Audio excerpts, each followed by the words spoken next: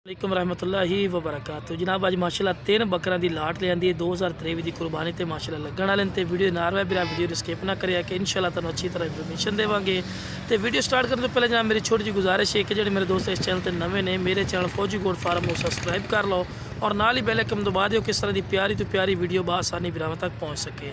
तो जनाब पहले नंबर पर माशाल्लाह बकरा आ गए ने प्योर लाल मक्खी चीना माशाल्लाह बकरा ही ने मदरसा नस्ल का माशाल्लाह पठोरा के कन्ना के लापर भी बिरा चेक कर सकते चंगे लंबे कन और लंबी वेल च ने।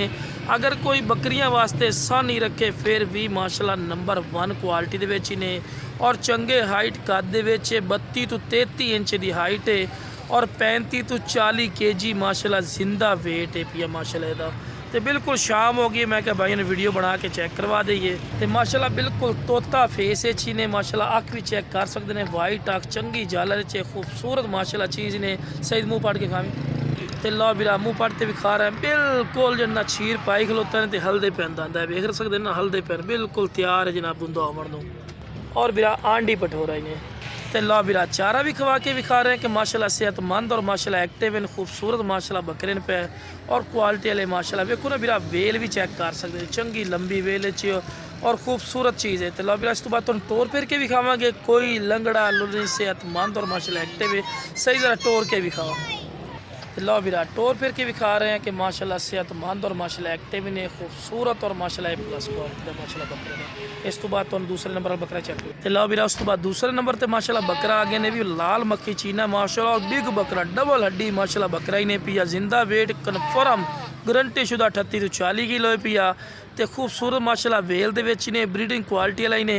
अगर कोई सा नहीं रखना चाहे फिर भी ज़बरदस्त है बिरा। अगर जनाब 2023 की कुर्बानी वास्ते ज़बरदस्त माशाल्लाह क्वालिटी वाली चीज़ ने वाइट आँख दे ने ब्रीडिंग क्वालिटी वाला माशाल्लाह बकरा ही ने और कुर्बानी वास्ते माशाल्लाह ज़बरदस्त चीज़ है। बिरा यह चीज़ होंगी है अगर मदरसा मंडी चले जाओ या लुडन मंडी या किसी याली को पूछो ना क्या पूछ रही सो कम अज़ कम तो जड़ना बिरा 50,000 55,000 रुपये रेट कर सकते लेकिन बिरा अपना रेट नहीं होना ने।